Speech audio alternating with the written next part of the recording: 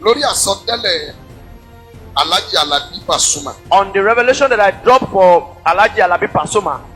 Tí mo sọ ní Sunday tó kọjá. That I said last week Sunday.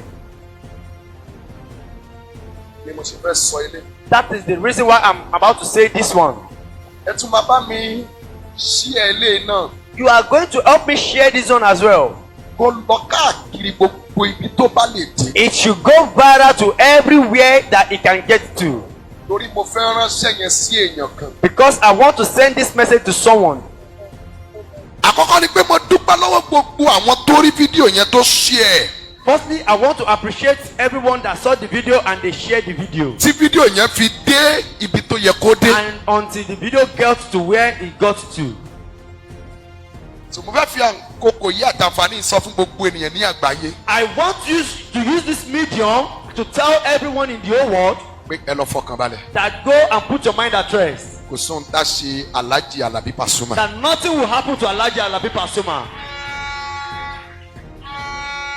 Kò sóhun tá a ṣe ọmọ ẹ̀. Nothing will happen to his children. Kò sóhun tá a ṣe àwọn ọmọ báńdì ẹ̀. Nothing will happen to any of his Kò band sóhun children. tá a ṣe mọ̀lẹ́bí ẹ̀. Nothing will happen to his family member.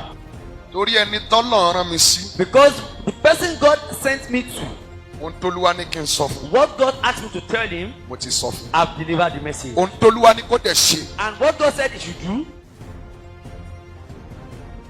Ohun t'Olúwa ní kó ṣe. what God said he should do, Mo ti ṣe. he has done it already.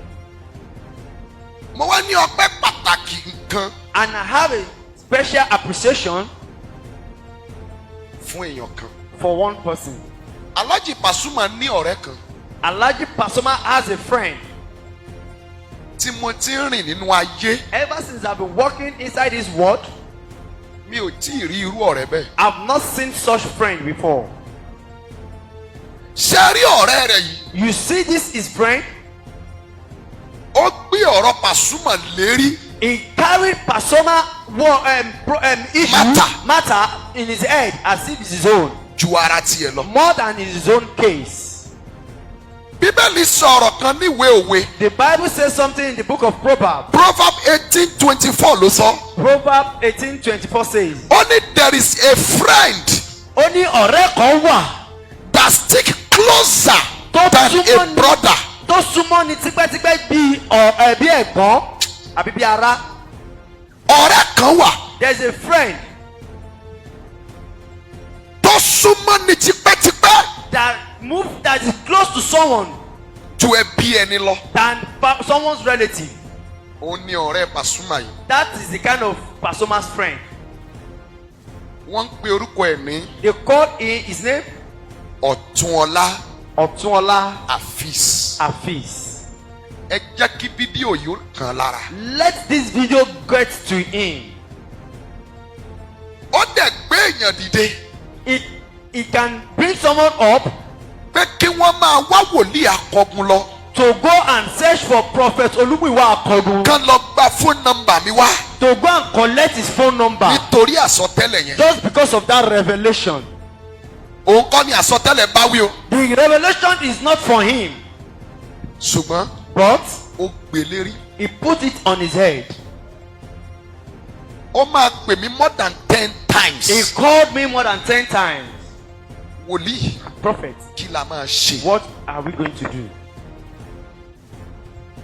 Gbà tí mò ń bá Alahji Pasoma sọ. When I was talking to Alahji Pasoma, Tí mo ti ń rìn inú ayé. since I've been working in the world, Mi ò tí ì rí onírẹ̀lẹ̀ bíi tiẹ̀. I've not seen a humble mankind as him. Ìwọ tó ní nǹkan kan. You that you don't have anything. Ìgbéraga wọ̀ ẹ́ lẹ́wù. Pride enclose you.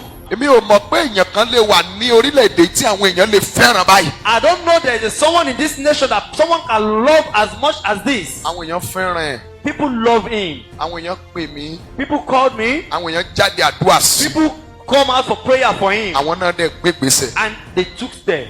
Tó bá ti hun ìwọ náà, If you like, kàn jíṣẹ́ fún ẹ. let God send message to you. Kó má gbé gbèsè. Don't take steps. Wàá mọ̀ pé You will know that gbogbo èpè tí wọ́n ṣẹ́ lórí social media all yìí. the calls that they are raining on the social media, Ìgbà tí ìran ibi bá ṣẹ mọ́ ẹ lára tán. until when the revelation comes to reality. Ìwọ tó kú tó sí láyé mọ́ tiẹ̀ ló gbé. You that you die, you are not in the world again. That's your own. You are the one that suffer in vain. àwọn pé o gbé pètàn ṣẹlẹ̀ social media yẹn pé kò débi kankan. You will know that all the calls that they rain in the social media doesn't get you anywhere. Mo dúpẹ́ lọ́wọ́ Ọ̀túnọlá Hafiz. I appreciate Otunola Hafiz. Mi ò tí ì rí èèyàn bíi tiẹ̀ rí. I've not seen someone like him before. Èèyàn bíi áńgẹ́lì. Someone like an angel. Áńgẹ́lì bíi èèyàn. Angel like human being. Gbogbo ẹ̀yin Pasoma fans club káàkiri àgbáyé. Pasoma fans club, the whole wide world. Mo dúpẹ́ fún àdúrà yín. I appreciate you for your prayer. Ẹ jẹ́ tún fẹ́ lè dún náà dúpẹ́ lọ́wọ́ Prophet Sam Ojo authority. Let me use this authority medium to appreciate Prophet Sam Ojo authority. Prophet Sam Ojo authority. Prophet Sam Ojo authority. Wọ́n rí fídíò yẹn náà. He saw the video as well. Lẹ́sẹ̀kẹsẹ̀ lọ́jọ́ Monday lọ́dẹ̀ pè mí. Immediately on Monday he called me. Pé Woli Akogun. He said, Prophet Akogun, A mọ̀ yín o. we know you. Pé ìran àsọ̀rọ̀ṣẹ́ That you always say your revelation and it come to pass. kì í sọ̀rọ̀ dànù. You don't also talk in Pé vain. Woli Akogun Prophet Akogun, kí la máa ṣe. what is the solution? Mo ní bàbá authority. I said, authority, sir. Tí ẹ bá wọn tán ni. Are you related to him or not? Wọ́n láwọn ò bá tán. He said, I'm not related to him. Wọ́n ní ṣùgbọ́n But èèyàn dáadáa ní Pasoma o. Pasoma is a good person. Wọ́n lọ́jọ́ tí àwọn ṣí radio station wọn. He said the day he opened his radio station, Wọ́n ló wá kọrin níbẹ̀. he said he came to come and sing there. Kò dẹ̀ gba wọn kọ́bọ̀ lọ́wọ́ And àwọn. he never collect a dime from him. Wọ́n ní gbà fún múrí. He said, as he has Ní said, gbà fún gbàdà. as he has A said, good turn deserve another. a good turn deserve another. Wọ́n ní Woli Akogun. He said, Prophet Akogun, Kí lolúwa ní kí a ṣe. what is the Lord saying to be the solution? Èèrà ò gbọ́dọ̀ rin bàbá yìí. Nothing must happen to Pasoma. Mo dẹ̀ ní And I told him, authority sir. authority, sir, Bàbá mi sir. my father, sir, Àdúrà náà la máa gbà. we are going to pray. Wọ́n dẹ̀ sọ fún mi pé And he said, àtàárọ̀ táwọn náà ti gbọ́ since he has had that revelation, làwọn ti wọnú àdúrà he sí. has entered into prayer. Mo fẹ́ bí ẹ. I want to ask you, Ǹjẹ́ ìwọ láwọn èèyàn tó lè dúró fún ẹ do you have anybody that can stand for you lọ́jọ́ àdánwò tiẹ̀? on your day of your tribulation? Àwọn èèyàn pè mí o. People called me Àwọn lọ́balọ́ba, kings, àwọn ìjòyè, chiefs, àwọn olórí ìlú people that head the nation and the state, nítorí orí èèyàn kan. just because of a head.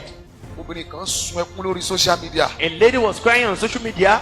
Àánú ṣe mí. I pity. Ibẹ̀ làwọn kan dẹ̀ ti ń gbé wa ṣépè. And same time, some people are raising curse on us. Àwọn tó lójú tí ò ríran. People that have eyes that they could not see.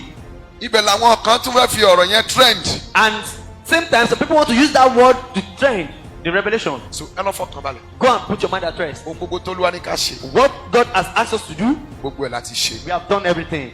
Alhaji Pasoma, Alahji Pasoma, ibi ò ní dọ́dọ̀ yín. evil will not get close to you. Amen. Ẹ ṣàmìtò.